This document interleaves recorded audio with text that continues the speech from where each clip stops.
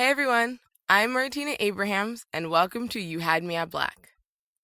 So late last year, we were invited to host a storytelling session at the Tech Inclusion Conference in San Francisco. Now, Tech Inclusion is a really cool event that brings together entrepreneurs, investors, policymakers, and different diversity workers to talk about solutions to the tech industry's diversity and inclusion issues. So this week and next week, we'll be sharing stories that we recorded during that event. And our first one comes from Hadiyah.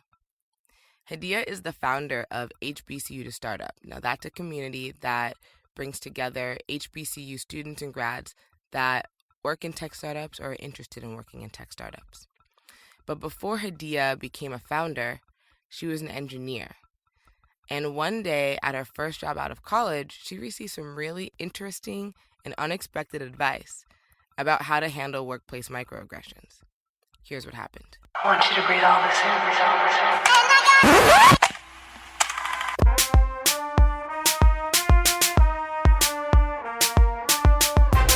in. This is You Had Me at Black, the podcast where Black millennials tell true life stories. The year is 2001. I had just graduated from college and landed my first role as a software engineer. And the only way that I can describe the team that I first worked with is Ghostbusters. In reality, we were actually hunting software bugs and not ghosts, but the Ghostbusters analogy actually works if I think about the cast of characters that I worked with on this team. We had Janine. I don't know if you remember her. She was the one with the glasses. But our Janine, she actually made all of our software builds, and she did quality assurance. We also had Eghan. I don't know if you remember him, but he was the brainiac of Ghostbusters. We also had a brainiac on our team where he was always there to kind of help you through some of your code troubles. And then there's always the funny guy, Bill Murray. So we had our own Bill Murray. The only difference is that often him being the funny guy, we were often laughing at him instead of with him.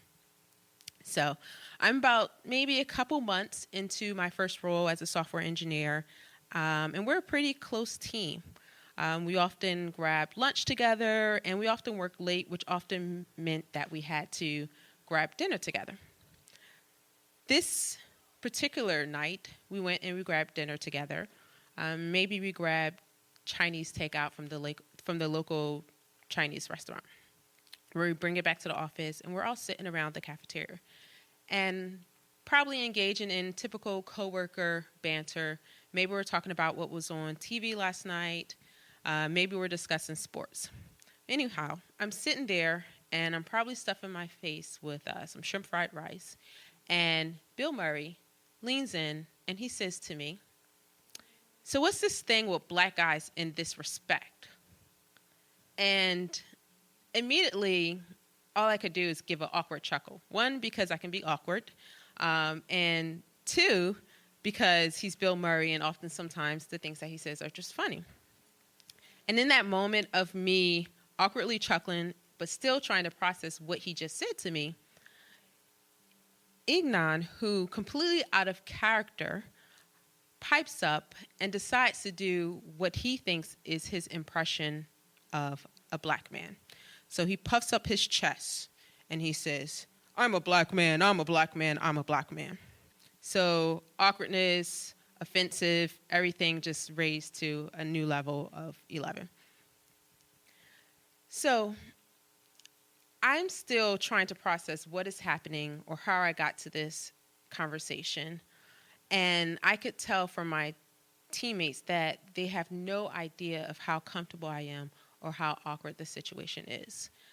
Bill Murray still presses on, and he says, "No, seriously, what is it with black men and this thing about respect?" And the only thing that I could respond to in that moment was, "I don't know, why don't you go ask a black man?" And I immediately decided that dinner time was over, got up, went back to my desk, and decided that I was just going to avoid them for the rest of the evening, which was a pretty stupid plan considering that I shared a cubicle with them. So when they came back from the cafeteria and came to sit back, I made some excuse about having to go home earlier than what I had originally planned that night. So I'm home, and I'm going through a wide range of emotions.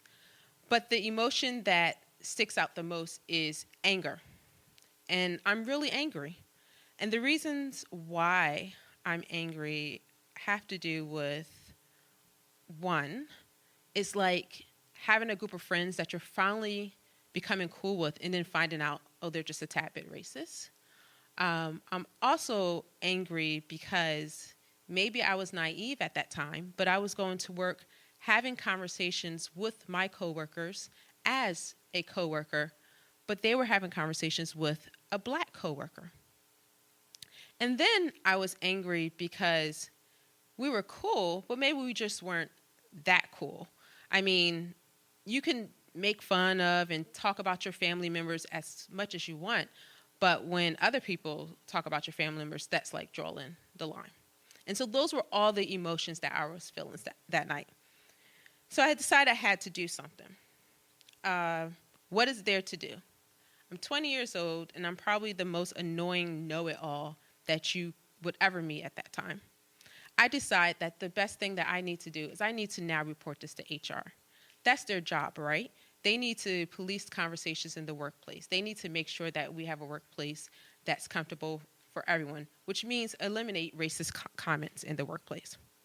And honestly, if I'm being honest with myself, I probably wanted to report it to HR because I thought that it meant getting them in trouble, whatever getting them in trouble with HR meant to me at that time.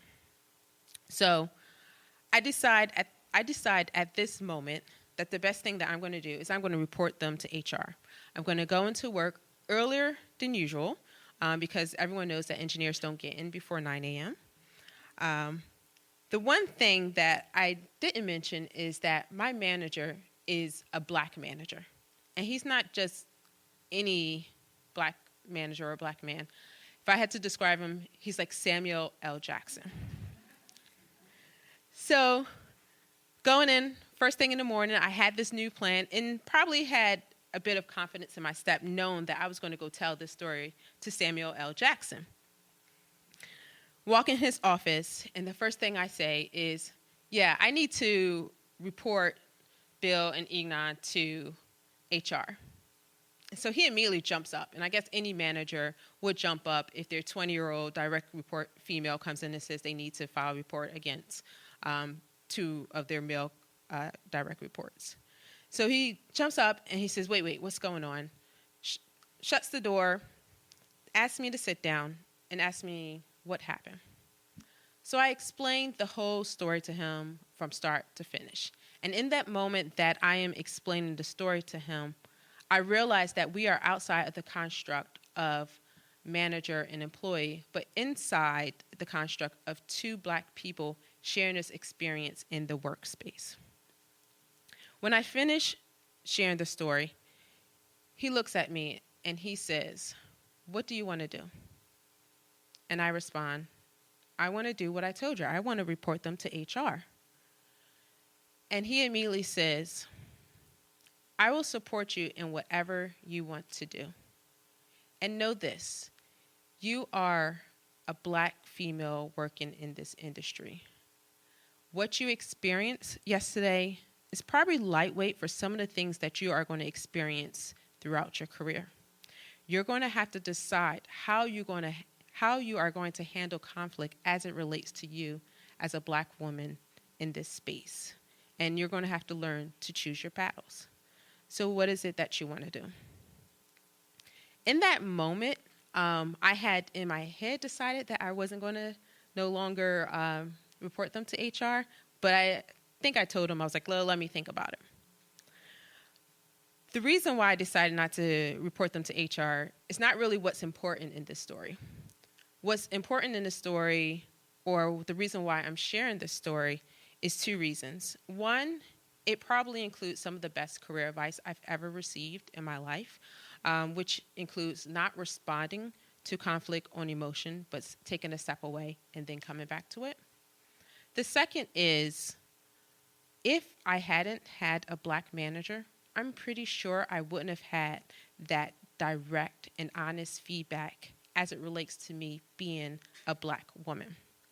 So as we are having conversations about diversity in tech and inclusion in the workplace, many of us are now going to workplaces where we don't have someone in senior leadership or a manager who looks like us.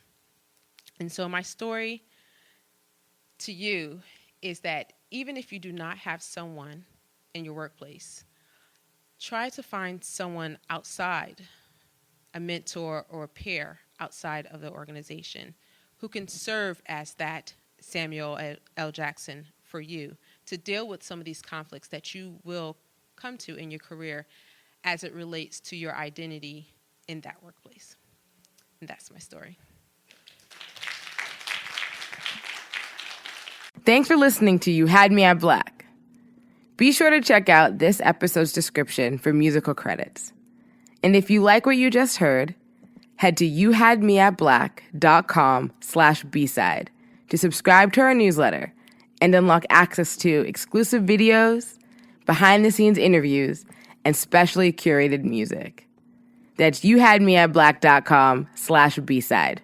Peace.